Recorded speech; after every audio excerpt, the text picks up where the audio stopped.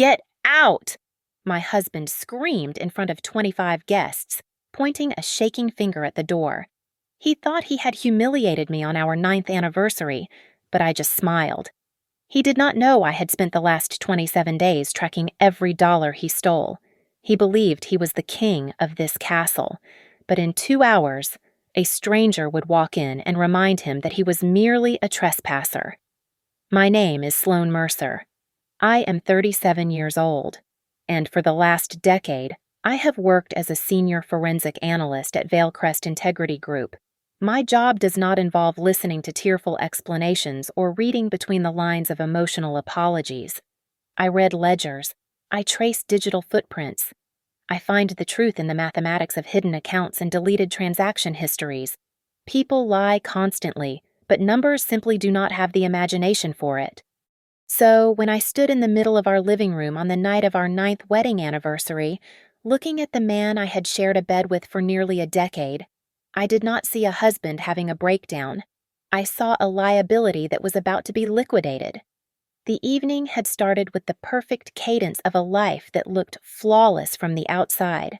Our home in Scarsdale Bay was filled with the soft glow of amber track lighting and the polite hum of 25 guests.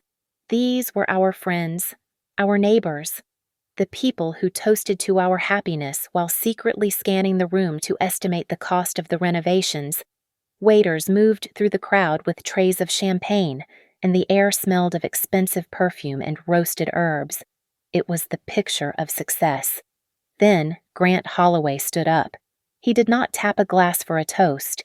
He slammed his hand onto the marble kitchen island, shattering the ambient noise of the party. The room froze. The music seemed to stop, though it was just the collective breath of 25 people being held at once. Grant pointed a shaking finger directly at my face.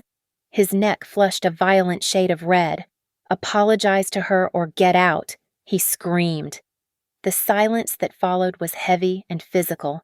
I could feel the eyes of our guests darting between us, hungry for the drama but terrified of the reality. Grant looked wild, his chest heaving, his eyes wide with a manic sort of protectiveness. He was performing, though he did not realize how bad the script was. I did not cry. I did not scream back. I did not beg for clarity. I simply adjusted the silk cuff of my dress and looked him dead in the eye. "I will leave. Grant," I said, my voice low and even, cutting through the tension like a scalpel. "But be very careful about evicting the only person who knows where the foundation of this house actually lies." He blinked, faltering for half a second. The threat was vague enough to pass as pride, but specific enough to prick at his subconscious. I turned my head slowly to the woman standing near the patio doors. Tessa Quinn. She was wearing a dress that cost more than my first car, and she stood with her hands clasped demurely in front of her. But I saw it. I saw the tiny, microscopic twitch at the corner of her mouth. It was a smile. It was the smile of a woman who had memorized her lines and was delighted that the play was going exactly according to the rehearsal. If you think this is just a story about a husband cheating on his wife with a younger woman, you are mistaken. Adultery is boring. Adultery is a lapse in judgment. This was not a lapse. This was a business transaction. My investigation had not started tonight. It had started exactly 4 weeks ago, on a Tuesday evening that smelled of lemon detergent and stale ambition. I was standing at the sink rinsing wine glasses. Grant was leaning against the counter, shaking a plastic protein bottle with a rhythmic, aggressive clack, clack, clack that grated on my nerves. He had been staring at his reflection in the dark window for 10 minutes. "I need to make a change. Sloan," he had said, not looking at me. "I feel stagnant. I need to unlock my potential." I had turned off the faucet and dried my hands. "What does that mean?" "Grant, I hired a high-performance coach," he said. The words rushing out. "Her name is Tessa. She works with top executives. It is not cheap, but I need this. I need you to respect the process. She is going to come here for sessions. I need total privacy. No interruptions. I need you to respect my journey. Your journey, I repeated, tasting the absurdity of the word. Yes, he said, finally looking at me with eyes that were already hiding something. I am doing this for us, to be a better man. I had smiled then, just as I was smiling now. Of course, Grant, I had said. Whatever you need. He thought he had won. He thought he had secured permission for his little affair right under my nose. He did not know that the moment he turned his back to drink his shake, I had already mentally opened a new case file. I did not see a husband trying to improve himself. I saw a suspect establishing a cover story, and I knew exactly how to dismantle it. Grant used to be the kind of man who rolled his eyes at anyone who owned a yoga mat. He mocked self-help books, called mindfulness napping with an ego, and once told me that people who used the phrase be your best self were simply announcing that they had no personality to begin with. Yet, practically overnight, my husband had transformed into a walking, talking, inspirational quote. He started waking up at 5 in the morning to journal about his intentions. He began using words like bandwidth, synergy, and manifestation over dinner. It was not just annoying, it was suspicious. A man does not rewrite his entire vocabulary in a week unless someone else is holding the pen. Then came the financial bleeding. I track our accounts the way a cardiologist tracks a pulse. So I saw the arrhythmia immediately. The first invoice was for $4,800. It was labeled simply Private Coaching Retainer. I stared at the screen for a long time. $4,800 a month to have a woman tell him to breathe deeply and visualize success. That was just the entry fee. Next came the charges for a proprietary supplement stack, hundreds of dollars for vitamins he could have bought at the drugstore for $20. Then came the wire transfers for a leadership retreat in Sedona and a silent focus trip to Big Sur. I checked the dates. I checked the venues. There were no seminars scheduled. There were no leadership summits. There was just Grant, a credit card, and a lie that was getting more expensive by the day. The sloppiness began, as it always does, with technology. We were sitting at the breakfast table, the silence between us thick enough to choke on. Grant was reading news on his tablet, and his left hand was resting on the table near the butter dish. His Apple Watch lit up. It was a simple vibration, a small buzz of digital life. I glanced over. The screen was bright against the morning gray. Coming over tonight. Miss you. The text was followed by a red heart emoji. Grant never sent me heart emojis. In 9 years of marriage, the most romantic thing he had texted me was a thumbs-up icon when I told him I had picked up his dry cleaning. I put my coffee cup down slowly. Who is texting you at 7 in the morning with a heart emoji? Grant! He jerked his hand away, covering the watch face with his other palm like a child caught stealing candy. It is Tessa. She checks in on my emotional state. It is part of the accountability protocol. God, Sloan, why do you have to make everything so dirty? Dirty? I asked, my voice flat. Yes. He slammed the tablet down. You are always looking for problems. Tessa helps me become a better version of myself, and you just want to drag me back down. Stop trying to control my growth. I leaned back in my chair. There it was, the magic word. Control. In my line of work, I have learned a universal truth about guilty men. A man who wants to cheat will eventually slip up, but a man who wants to leave you and take half your assets will start by calling you controlling. It is the first step in rewriting history, casting the wife as the villain and the husband as the prisoner seeking liberation. I did not argue. I did not demand to see the phone. I simply nodded and finished my toast. But the moment he left for work, I went to work too. I opened a fresh spreadsheet. I logged every date. I cross-referenced the retreats with his GPS data, which he had foolishly left enabled on our shared family cloud. I took screenshots of the bank transfers. I transcribed his new catchphrases, noting how he repeated them word for word, like an actor who had not quite mastered the emotional nuance of his lines. 2 days later, I sat in a dimly lit booth at a diner with Rowan Pike. Rowan is a private investigator who looks like a mild-mannered librarian but can find a hidden offshore account faster than most people can find their car keys. She slid a manila folder across the table to me, her face grim. "I looked into your husband's coach," Rowan said, her voice low. "Sloane?" "This does not look like a standard affair. Usually, there is passion, chaos, late-night calls. This," she tapped the spreadsheet I had sent her. "This is organized, the billing cycles, the terminology, the isolation tactics. It does not look like a new romance. It looks like a process." I looked at the data. Rowan was right. Grant was not just falling in love. He was being harvested, and the scariest part was that he thought he was the one in charge. I closed the folder. I could have gone home and screamed at him. I could have thrown the papers in his face. But I knew better. When you are dealing with a man who is drunk on his own ego, you do not interrupt him. You let him keep drinking until he passes out. Silence, I decided, would be the trap that broke his neck. I began my dissection of Tessa Quinn the way I began every audit, by following the assets. Her Instagram feed was a curated masterclass in modern minimalism. It was full of beige linen, empty beaches, and captions about detaching from the material to find the spiritual. To the untrained eye, she looked like a woman who lived on green juice and yoga. But I do not have an untrained eye. I know exactly what things cost.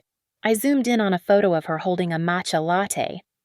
The watch peeking out from under her thrifty, oversized sweater was a Patek Philippe, retail value roughly $35,000. In another post about grounding herself in nature, she was leaning against a vintage Mercedes SL convertible that had been restored to museum quality. These were not the accessories of a humble life coach. These were the dividends of a very specific, very lucrative investment portfolio. Her website was even more illuminating. Under a tab labeled Private Clients, there were testimonials that read less like professional endorsements and more like love letters from men who had been drowning. "I was lost in my own success until Tessa found me," one read. "She saw the potential in me that my own family had been blind to for years," read another. I forwarded the link to Rowan, and 10 minutes later, my phone rang. "Sloane, are you looking at the timestamps on these reviews?" Rowan asked, the sound of keyboard clacking rapid in the background. They were all created within 48 hours of each other. And look at the syntax. They all follow the same structure: problem, rescue, validation. And look at this one here. "She understands me better than my wife." That is not a review. Sloane, that is a weapon. I stared at the screen. She is not selling coaching. Is she? Knowing, Rowan replied. She is selling the hero narrative. She finds rich, bored men who feel underappreciated, and she sells them a mirror that shows them as kings. It was brilliant in its cruelty, but even the best criminals get arrogant, and arrogance leads to sloppiness. I spent 3 hours scrolling through her stories archive, looking for a mistake. I found it in a gym selfie from 6 months ago. Tessa was posing in front of a mirror, showing off her workout gear. She was focused on her abs, but I was focused on the background. Reflected in the glass, blurry but legible if you knew how to enhance an image, was a large whiteboard calendar taped to the wall of what looked like a home office. It was color-coded. Monday had a blue block labeled WD. Tuesday was green for NK. Wednesday was yellow for PL. And Thursday, in a stark, aggressive red, was GH, Grant Holloway. My husband was just a Thursday slot. "Rowan," I said, my voice tightening. "I need to run her phone number. Not the business line. The one she used to text Grant. Already on it," Rowan said. There was a long pause, the kind that usually precedes bad news. "Okay. I have a hit. Her name is not Tessa Quinn." I felt a cold shiver run down my spine. "Who is she?" "Her real name is Paige Larkin," Rowan said, "and Sloane. She has a history. I am looking at sealed civil court records from Nevada. 2 years ago, she was sued for fraudulent consulting services and undue influence by the estate of a 70-year-old man. The family settled out of court to keep it quiet, but the filing suggests she drained his accounts by convincing him she was managing his legacy investments. I sat back in my chair, the room suddenly feeling very small. This was not a love affair. This was not a midlife crisis. This was a business model. Paige Larkin was a predator who had industrialized the destruction of marriages. She did not just steal husbands, she processed them. "She is a machine," I whispered. "She is a con artist," Rowan corrected. "And if Grant is her Thursday appointment, that means she has a Monday, a Tuesday, and a Wednesday who are currently being bled dry, just like him." I looked at the initials on the enhanced photo of the whiteboard again. W, D, N, K, P, L. "I am not going to just stop her from taking Grant's money," I said, watching the cursor blink on my screen. "I am going to find the others. Because if Grant is one piece of the puzzle, then Monday, Tuesday, and Wednesday are the rest of the map. And I am going to burn the whole thing down." It took me less than 48 hours to turn 3 sets of initials into 3 very real, very wealthy men. The initials WD belonged to Wyatt Dempsey, a cosmetic surgeon with a practice in Beverly Hills and a reputation for fixing the faces of aging starlets. NK was Nolan Keene, the owner of a high-end steakhouse chain that had recently expanded to the East Coast. And PL was Pierce Langford, a hedge fund manager whose face had graced the cover of financial magazines under headlines about aggressive portfolio growth. Along with Grant, they formed a perfect quadrant of revenue. As I dug deeper into their digital lives, cross-referencing Paige's known aliases with their Venmo histories and consulting payments, a sickening pattern emerged. Paige Larkin was not just running a scam, she was running a theater production with 4 different scripts. To Wyatt, the surgeon, she was a survivor of a violent past relationship, a fragile bird who needed his strength and protection. To Nolan, the restaurateur, she was a selfless sister working 3 jobs to pay off her siblings' student loans, a narrative designed to trigger his savior complex. To Pierce, the hedge fund manager, she was a woman in a sudden financial crisis due to a sick parent, appealing to his desire to fix problems with a checkbook. And to my husband, Grant, she was the high-performance coach helping him unlock his alpha potential. It was terrifyingly efficient. I sat in my home office, staring at the flowcharts I had created. Each man believed he was the only one. Each man believed he was special.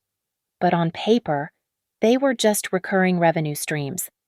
Rowan called me late on a Thursday night. "I found the nest," she said. "It is a 2-bedroom apartment in the financial district. It is not leased to Paige Larkin. It is leased to a shell company called New Horizon Ventures. But I pulled the security logs. The access codes are used in perfect rotation. Let me guess," I said, my voice cold. "Wyatt has the Monday code. Nolan has Tuesday." "Exactly." Rowan confirmed. "And Grant pays the rent." I looked at the bank statement in front of me. Grant had categorized a monthly payment of $5,500 as office space rental for coaching. He thought he was paying for a professional workspace where he and Tessa could work on his vision. In reality, he was covering the overhead for her entire operation. I looked at the other columns. Wyatt was paying for her studio time, which was actually her Equinox gym membership. Nolan had just purchased a lease on the white Mercedes. Pierce was funding the retreats, which explained the first-class flights and 5-star hotels. My husband was not a lover. He was a tenant in a timeshare he did not know he was sharing. I did not scream. I did not sweep the papers off the desk. I felt a strange, icy calm settle over me, a sensation I often felt right before I finalized a fraud report at work. This was not heartbreak. This was clarity. Sloane Rowan's voice was cautious. "Are you Are you okay? I am fine. Rowan, listen to me, she said, urgency creeping into her tone. You have enough to bury her. But if you blow this up now, if you confront Grant tonight, she will vanish.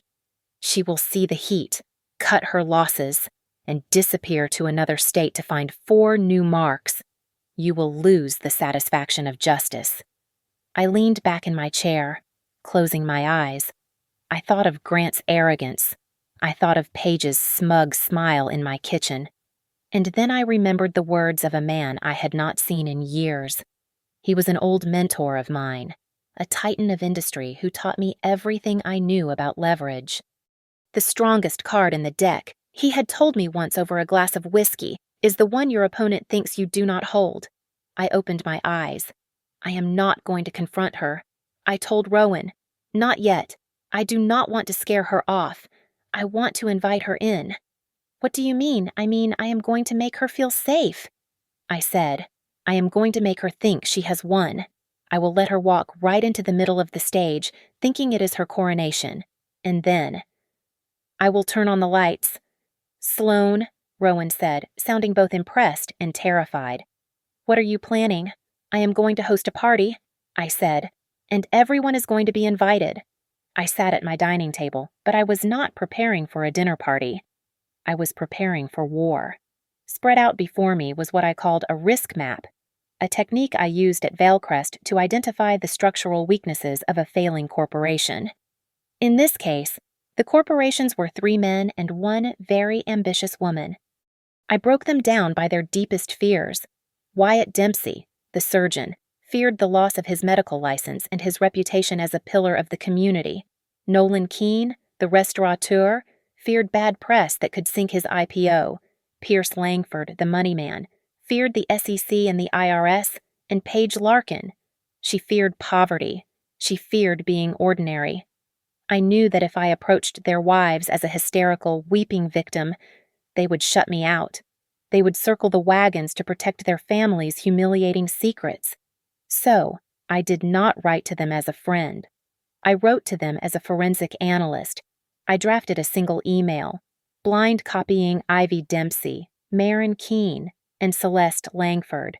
The subject line was simple: financial irregularities and unauthorized transfers regarding Paige Larkin.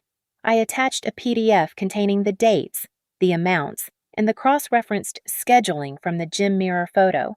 I hit send at 9 in the morning. By 10 o'clock, I had received 3 phone calls. Ivy Dempsey was first. Her voice was clipped, precise, and devoid of warmth. Maren Keene called 10 minutes later, sounding breathless but furious. Celeste Langford was the last, her tone heavy with the resignation of a woman who had suspected something was wrong for a long time. They did not cry. These were women who managed estates, charities, and the fragile egos of powerful men. They did not fall apart. They mobilized. I am setting up a secure conference line. I told each of them, do not speak to your husbands. Not yet. When we all connected, the silence on the line was thick with tension. We have 2 options, I said, leaning into the microphone of my laptop. We can handle this like victims, cry and let them spin the narrative, or we can handle this like decision-makers executing a hostile takeover. I am listening, Ivy said, her voice sharp.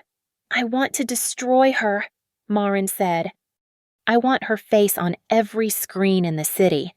No, Celeste cut in. If we make a scene, we look crazy. We need to be surgical. Exactly, I said. We divide and conquer. Ivy, you are a contract lawyer. I need you to handle the legal framework.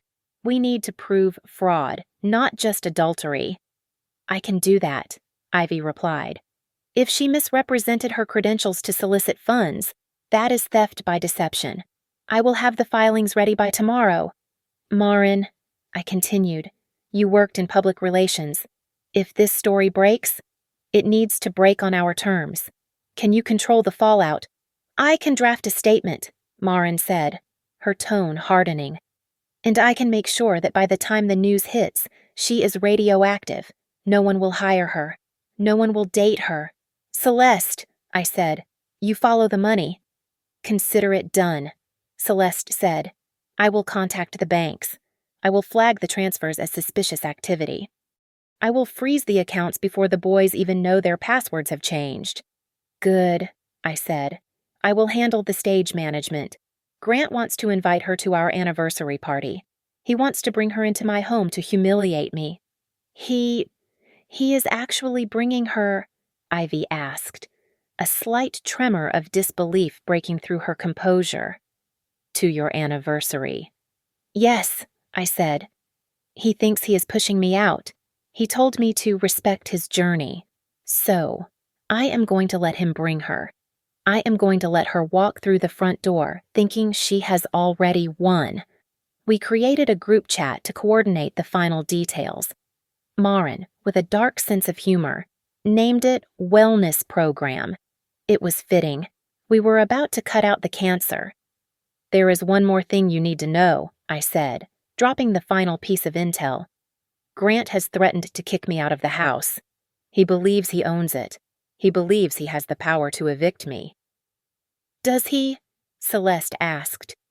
No, I said, allowing a small, cold smile to touch my lips. The deed to this house is not in his name. It is held in a trust that he signed off on 5 years ago because he thought it was a tax loophole. He never read the fine print. He has no equity. He has no authority. He is technically a guest. The line was silent for several seconds as the three women absorbed the absolute brutality of the trap I had set. Oh my God, Marin whispered. That is beautiful. So, what is the plan? Ivy asked. Do we stop them before the party? No, I said. We wait. We let her dress up. We let her think she is the new mistress of the manor. We let her believe she is about to take everything. So we just wait, Celeste asked. Yes, I replied. Let her believe she is about to win. The fall is much harder when you are standing on a pedestal. Grant approached me 3 days before the party with the nervous energy of a man trying to defuse a bomb he had built himself. He paced around the kitchen island, picking up an apple and putting it back down, unable to make eye contact. I have been thinking about the guest list, he said, his voice tight. I want it to be intimate, just close friends, and I think we should invite Paige. I stopped chopping vegetables. I let the silence stretch for 5 seconds, watching him sweat. Your coach, I asked. She is not just a coach. Sloane, he said defensively. She is the reason I have made so much progress. She is the reason I am the man I am today. It would feel wrong to celebrate our life without acknowledging the person who helped save it. It was nauseating. He was asking to bring his mistress to our anniversary party under the guise of gratitude. A month ago, I would have thrown the knife I was holding at the wall. Today, I simply dried my hands on a towel and nodded. You are right, Grant, I said softly. If she is that important to the family, she should be there. He blinked, stunned by my submission. He let out a breath he had been holding for days. Thank you, Sloane. You are really stepping up.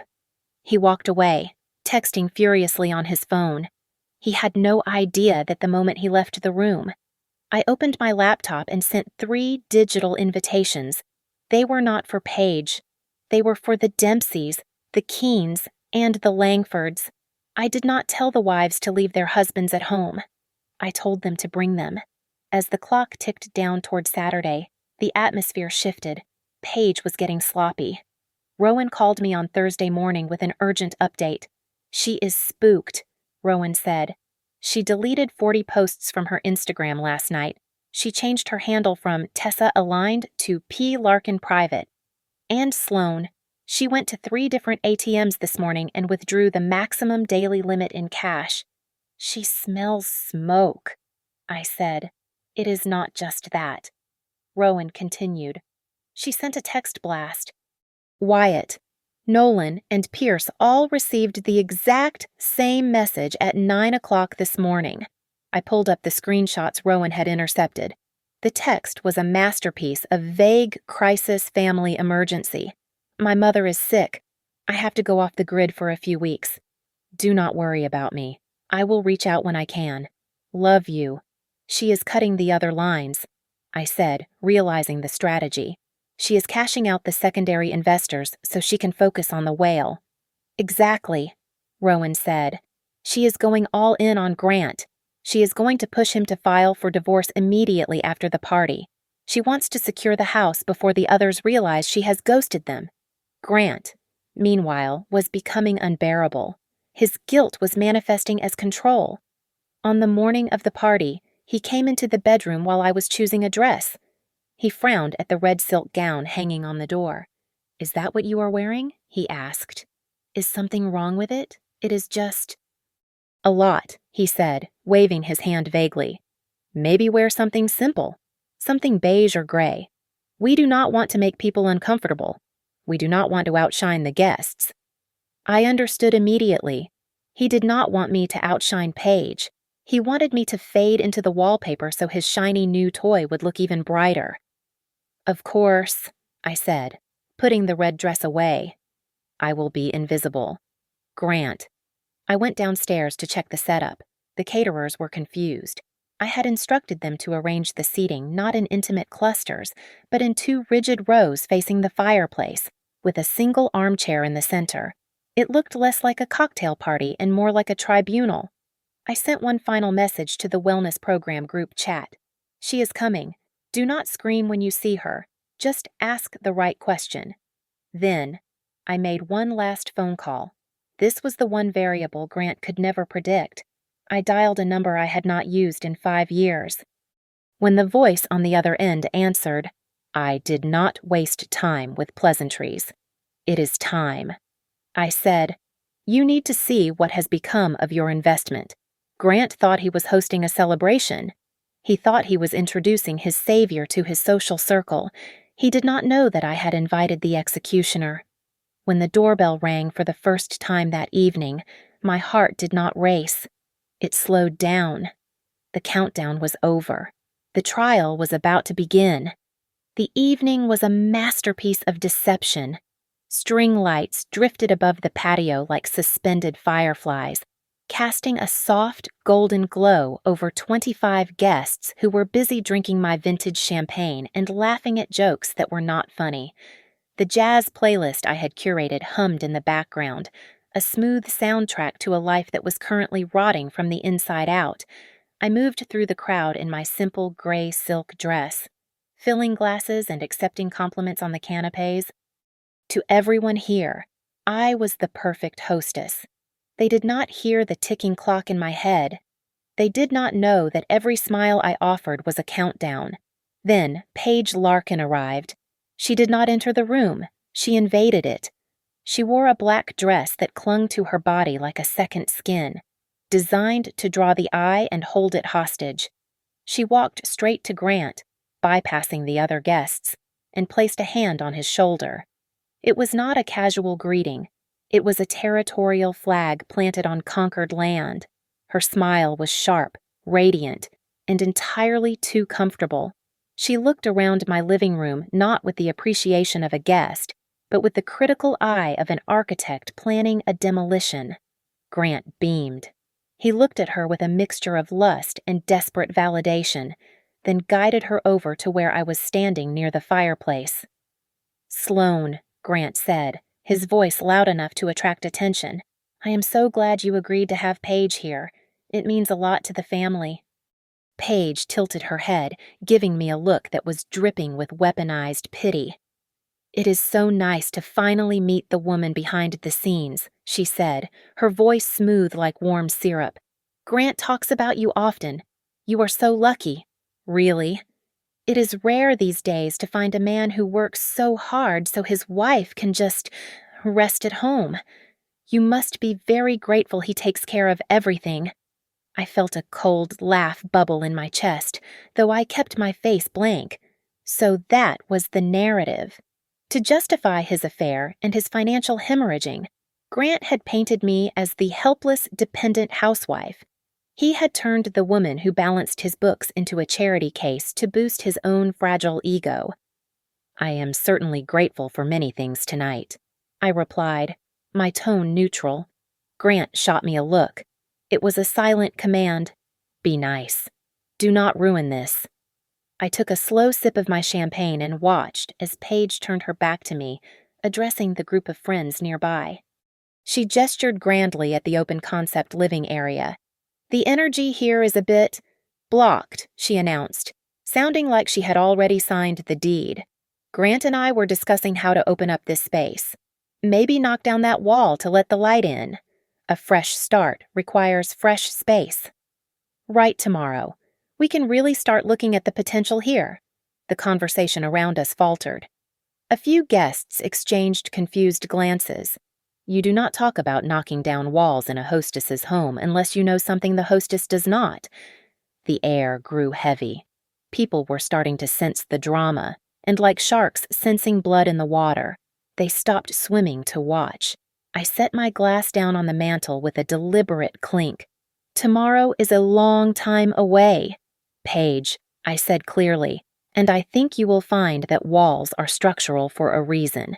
If you knock them down without checking the blueprints, the roof tends to collapse on your head."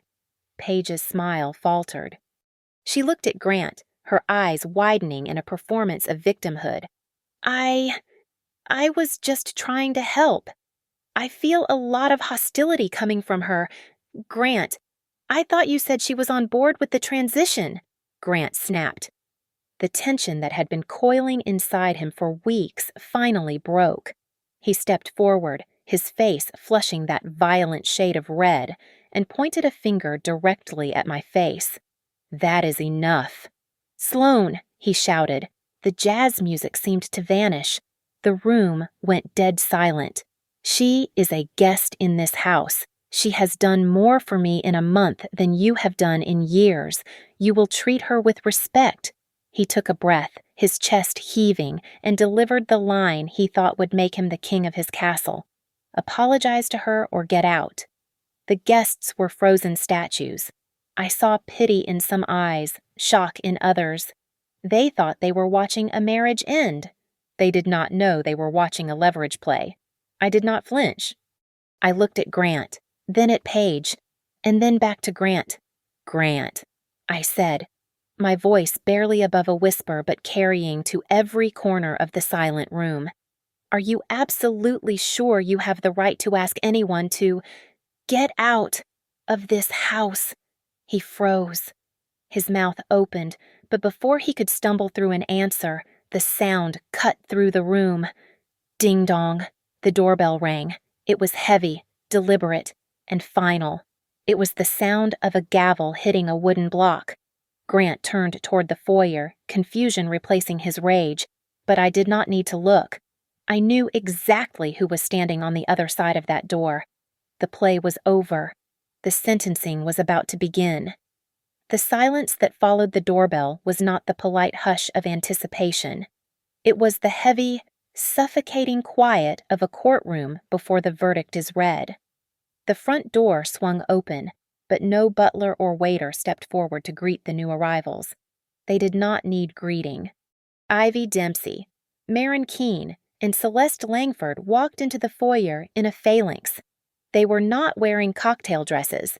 They were dressed in sharp, tailored blazers that looked like armor, and each woman held a thick, bright red folder against her chest.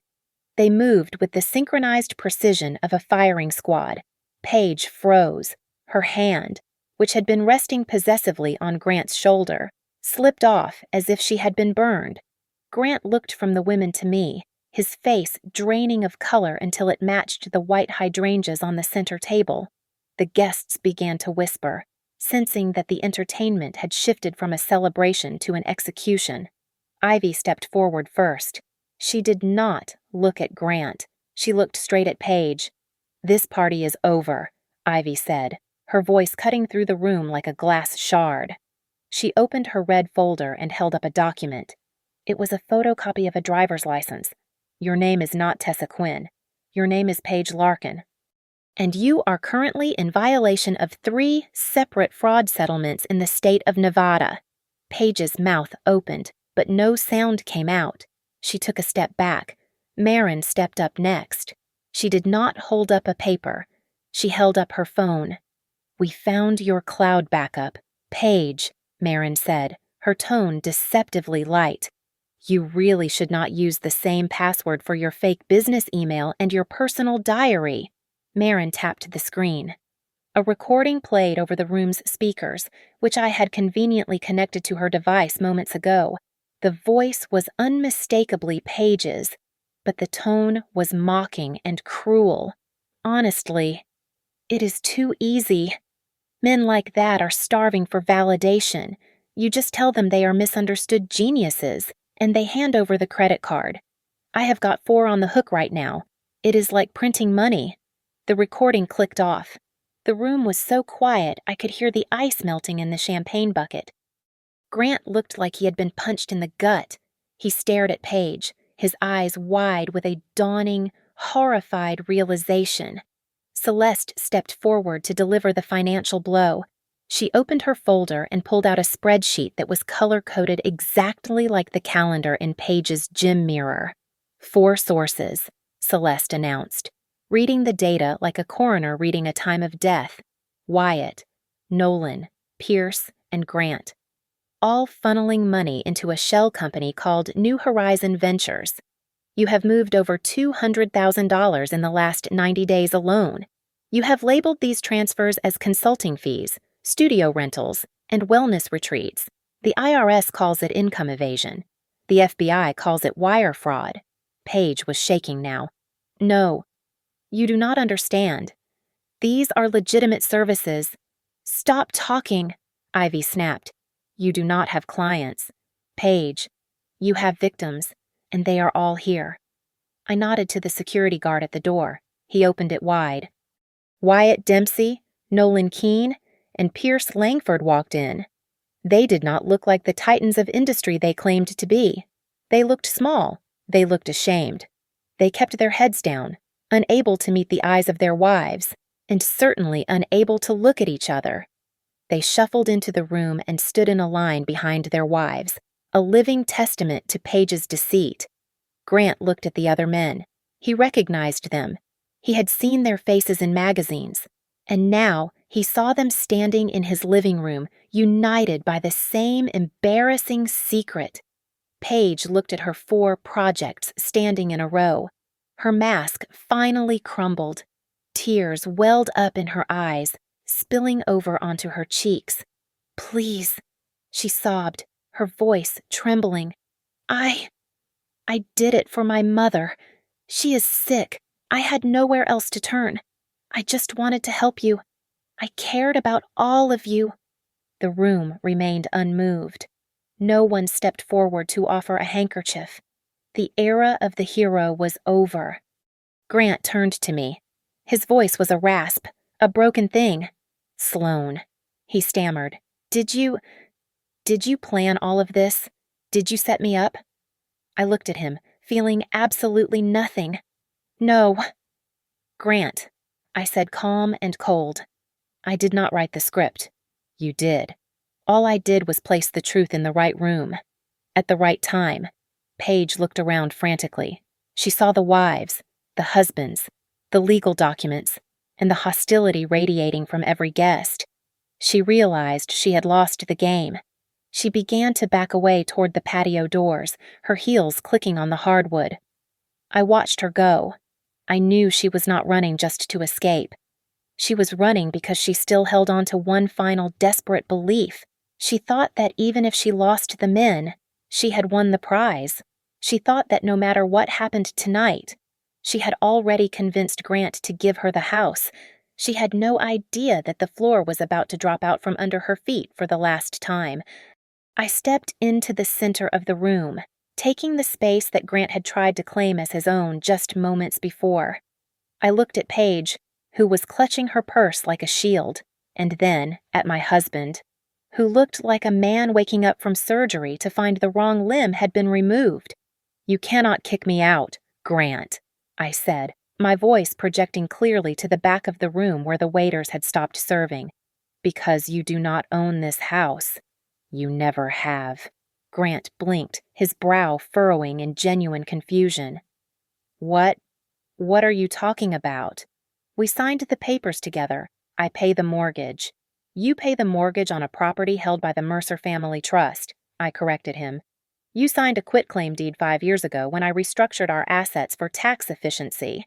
You were so busy bragging about the tax savings that you never read the clause regarding ownership. You are not a homeowner. Grant, you are a squatter with a very generous lease. Paige gasped, a sharp, ugly sound. That is impossible. It is basic estate law, I replied, turning to her. Which means, Paige, there is no tomorrow for you here. There is no renovation. There is no master suite. There is only the exit. Grant was shaking his head, his reality fracturing. But I invested. I signed the partnership agreement for her business. I have equity. I laughed, a dry, humorless sound. I walked over to the side table where I had left a final document. You did not sign an investment agreement. Grant, you signed a guarantor contract. You did not buy equity in her company. You agreed to be personally liable for her business debts. You thought you were becoming a partner. In reality, you just co-signed a loan for a woman who is currently being investigated for wire fraud. Grant looked down at his hands, trembling violently. He had not just cheated on me, he had bankrupted himself to do it. Suddenly, the large television screen above the fireplace flickered to life. Rowan, standing near the bar with a Stark Industries-level nonchalance, had mirrored her tablet to the display. A spreadsheet appeared in high definition. It was the rotation schedule. The guests audibly gasped. There it was. Categorized by day and hour, Monday for Wyatt, Tuesday for Nolan, Wednesday for Pierce, and Thursday for Grant. It is a business. Grant, Rowan said from the corner, her voice carrying over the murmurs. You were not a soulmate. You were a Thursday. Paige realized she was cornered, her face transformed. The mask of the victim dropped, and she lunged for Grant, grabbing his lapels with desperate fingers. Grant, listen to me, she cried, her voice pitching up into a frantic wail. They are lying. They are jealous. I love you. You know I love you. We can fight this. Just tell them to leave. Grant looked at her. Then he looked at the screen where his name was reduced to a time slot and a $sign. He looked at the 3 broken men standing behind their wives. The fear in his eyes was primal. He peeled her hands off his jacket as if she were radioactive. Do not touch me, Grant whispered, stepping back. You played me. Ivy stepped in, her expression like carved granite. Save the performance. Honey, I served on a jury for 6 weeks on a racketeering case. Tears do not replace bank statements, and hysteria does not override a subpoena. Marin checked her watch. I have a press release drafted and ready to go to the Times, the Post, and every local gossip blog in the tri-state area. It outlines the fraud, the aliases, and the names of your enablers. I can hit send in 30 seconds. Your reputation will be dead before the police even finish reading you your rights. And the IRS, Celeste added, her voice soft but terrifyingly distinct. They love stories like this. Unreported income, shell companies, 7-figure discrepancies. They do not just take your money. Paige, they take your freedom. The room was so silent that the sound of a champagne bubble popping would have sounded like a gunshot. Paige looked around, her eyes darting from face to face, searching for a weak link, a sympathetic ear, a way out. There was none. She was standing in a room full of people who watched her destruction with the cold satisfaction of a jury delivering a guilty verdict. Then the doorbell rang. It was not the polite chime of a guest arriving late. It was a heavy, sustained ring. It sounded like the final gavel strike. I took a deep breath. The dismantling was complete, but the finale was just arriving. Open it, I said to the guard. I watched the door, knowing that the man on the other side held the power to turn this from a family drama into a permanent sentence. The man standing in the doorway was not a police officer, though he commanded the room with more authority than any badge could grant. He was in his late 70s, wearing a charcoal cashmere coat that likely cost more than Grant's car. His silver hair was perfectly groomed, and his eyes held the sharp, terrifying intelligence of a predator who had survived decades at the top of the food chain. The room collectively inhaled. Even the waiters stopped moving. Grant stared, his mouth slightly open. He recognized him. Everyone in the room who had ever read a financial journal recognized him. It was August Renfield, the legendary venture capitalist, the man Grant had quoted in his wedding vows. The man Grant had spent years saying he would give his right arm just to meet. Mr. Renfield Grant stammered, stepping forward like a star-struck child. I am honored. I have studied your investment strategies for years. What are you doing here? August Renfield did not look at Grant. He walked past him as if he were a piece of furniture and stopped directly in front of me.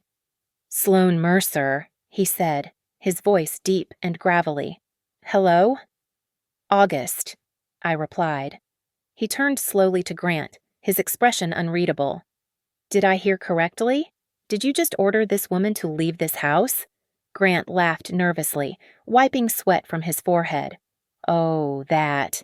Sir, that is just a private family matter. Things got a little heated. We are handling it. August looked at him. The temperature in the room seemed to drop 10 degrees. No, August said. This is not a family matter. This is a matter of assets and honor. He took a step closer to Grant. And you cannot order her to leave, young man, because she is my daughter. The silence that followed was absolute. It was a physical weight pressing down on everyone's chest. Grant looked at August, then at me, his brain failing to process the information. He knew my maiden name was Mercer. He knew August's last name was Renfield. He had never asked about the history. He had never asked why I changed my name. He had never asked about the father I rarely spoke of because he was too busy talking about himself. Your daughter, Grant whispered, biologically and legally. August confirmed, his voice ringing through the hall. And this house. It sits in the Renfield Generational Trust. I structured it myself. When you signed those papers 5 years ago to avoid property taxes, you acknowledged that you are a guest here solely at the discretion of the beneficiary. That beneficiary is Sloan. Grant slumped. His knees actually buckled, and he had to grab the back of a chair to stay upright. The house, the lifestyle, the prestige, it had never been his. I turned my gaze to Paige. She was pressed against the wall, looking like a trapped animal. You hunt men to play the hero, Paige, I said, my voice steady. You want them to save you. But tonight, the hero did not come. Only the dossier arrived. Ivy stepped forward, opening the final page of her folder. The authorities are waiting at the gate. Paige, we have filed a multi-state complaint for identity theft and grand larceny. You can walk out there and surrender, or they can come in here and drag you out in handcuffs in front of 25 witnesses. It is your choice. Paige let out a choked sob. She looked at Grant one last time, hoping for a miracle, but Grant was staring at the floor. Destroyed. She realized it was over. She bolted for the door, scrambling past August, running toward the flashing lights that were just becoming visible through the front window. Grant looked up at me. His eyes were red, filled with panic and a pathetic sort of hope. Sloan, he begged, his voice cracking.